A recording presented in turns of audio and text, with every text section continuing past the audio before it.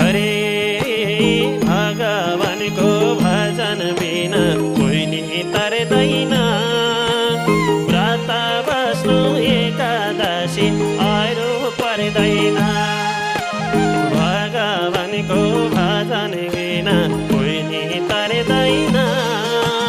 व्रत बस्नु एकादशी अरू पर्दैन।